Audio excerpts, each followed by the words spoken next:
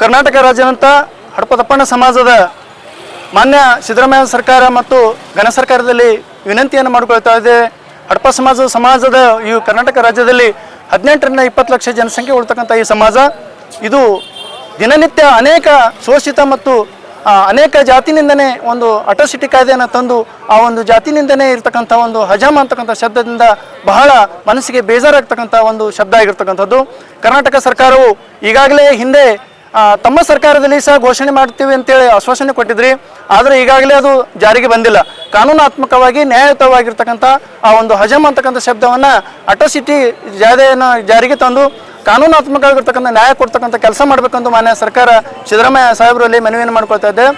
ಈ ಕರ್ನಾಟಕ ರಾಜ್ಯದಲ್ಲಿ ಸುಮಾರು 18-20 ಲಕ್ಷ ಜನಸಂಖ್ಯೆ ಉಳ್ತಕ್ಕಂಥ ಸಮಾಜ ಅನೇಕ ತಾವು ಹಿಂದುಳಿದ ಸರ್ಕಾರ ಅಂತ ಹೇಳ್ತೀರಿ, ಆದರೂ ಮನಮುಟ್ಟುವಂತೆ ಇಲ್ಲಿವರೆಗೆ ಪೂರ್ಣವಾಗಿರ್ತಕ್ಕಂಥ ಬೇಡಿಕೆಗಳನ್ನು ಇನ್ನೂವರೆಗೆ ಮುಟ್ಟಿಲ್ಲ.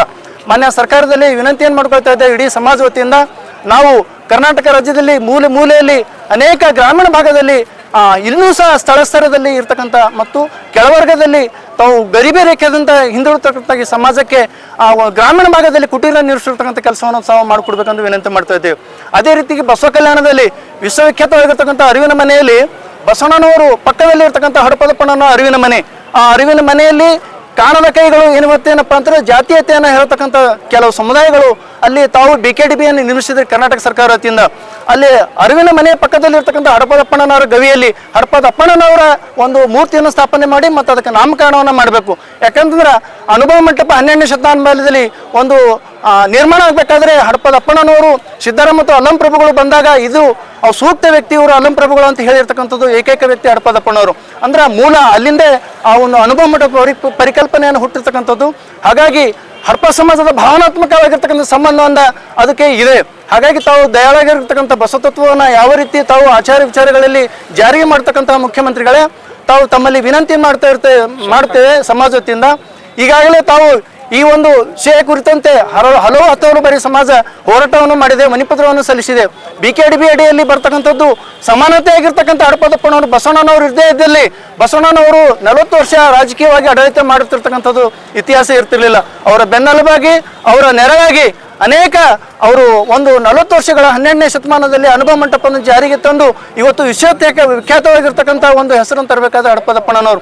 ಹಾಗಾಗಿ ಅವರು ಅನುಭವ ಮಂಟಪದ ಪ್ರಧಾನ ಕಾರ್ಯದರ್ಶಿಗಳಾಗಿ ರಕ್ಷಕರಾಗಿ ಒಂದು ವಚನಗಳ ಸಂರಕ್ಷಣೆ ಮತ್ತು ಬಸವಣ್ಣನವರ ರಕ್ಷಣೆ ಮಾಡಿರ್ತಕ್ಕಂಥ ಇತಿಹಾಸ ಇದೆ. ಅದೇ ರೀತಿಯಾಗಿ ಗುಲ್ಬರ್ಗ ಜಿಲ್ಲೆಯ ಈ ಒಂದು ಎಲ್ಲ ಸಮಾಜದ ವತಿಯಿಂದ ನಾವು DC ಆಫೀಸ್ ಮುಖಾಂತರ ಮಾನ್ಯ ಮುಖ್ಯಮಂತ್ರಿಗಳ ಮನೆಯನ್ನು ಮಾಡಿಕೊಳ್ತಾ ಇದ್ದೇವೆ. ಸಮಾಜದ ಇಷ್ಟು ಜನರು ಎಲ್ಲ ಸೇರಿಕೊಂಡು ಎಲ್ಲರ ಬೇಡಿಕೆ ಒಂದಾಗಿದೆ. ನಮ್ಮ ಸಮಾಜಕ್ಕೆ ನ್ಯಾಯಯುತವಾಗಿರ್ತಕ್ಕಂಥ ಬೇಡಿಕೆಯನ್ನು ತಾವು ಕೊಡಬೇಕು ಅಂತ ನಿರೀಕ್ಷೆಯನ್ನು ಇಟ್ಕೊಂಡಿದ್ದೇವೆ. ಅದು ಹುಷಿ ಆಗದಂತೆ ತಾವು ನೋಡ್ಕೊಡ್ತೀರಿ ಅನ್ನುವಂಥ ಒಂದು ಭರವಸೆ ಇದೆ. ಈ ಒಂದು ಬರ್ತಕ್ಕಂಥ ಬಜೆಟ್ನಲ್ಲಿ 100 ಕೋಟಿ ರೂಪಾಯಿ ಅನುದಾನ ಕೊಡೋದ್ರ ಜೊತೆಯಲ್ಲಿ ಹಡಪದಪ್ಪಣ್ಣನವರ ಮೂಲ ಸ್ಥಳವಾಗಿರ್ತಕ್ಕಂಥ ಮಸಬಿನಾಳ ಮತ್ತು ದೇಗಿನಾಳ ಬಿಜಾಪುರ ಜಿಲ್ಲೆಯಾಗಿರ್ತಕ್ಕಂಥ ಆ ಒಂದು ಸ್ಥಳಗಳಿಗೆ ಐತಿಹಾಸಿಕ ಸ್ಥಳ ಮತ್ತು ಕಟ್ಟಡ ನಿರ್ಮಾಣವಾಗಲು ಹಣ ಮಂಜೂರು ಮಾಡಿ ಮತ್ತು ಯಾತ್ರಿಕ ಸ್ಥಳವನ್ನಾಗಿ ಘೋಷಣೆ ಮಾಡೋದ್ರ ಮುಖಾಂತರ ಅದನ್ನು ಅಭಿವೃದ್ಧಿಗೊಳಿಸಬೇಕಂತ ಕೇಳ್ಕೊತಾ ಇದ್ದೇನೆ. ಅದು ಗುಲ್ಬರ್ಗ ವಿಶ್ವವಿದ್ಯಾನಿಲಯದಲ್ಲಿ ತಾವು ಈಗಾಗಲೇ ಅನ್ನೋದಂತ 50 ಲಕ್ಷ ಹಣ ಬಿಡುಗಡೆ ಮಾಡ್ತೀವಿ ಅಂತ ಹೇಳಿದ್ರಿ, ಬಿಡುಗಡೆ ಆಗಿಲ್ಲ. ಅದಕ್ಕೆ 50 ಕೋಟಿ ಹಣ ಬಿಡುಗಡೆ ಮಾಡಿ ಪ್ರತ್ಯೇಕವಾಗಿರ್ತಕ್ಕಂಥ ಕಟ್ಟಡವನ್ನು ನಿರ್ಮಾಣ ಮಾಡಿ ವಚನ ನಿರ್ಮಾಣ ಮಾಡೋದ್ರ ಮುಖಾಂತರ ಸಮಾಜಕ್ಕೆ ನ್ಯಾಯವನ್ನು ಕೊಡಬೇಕು.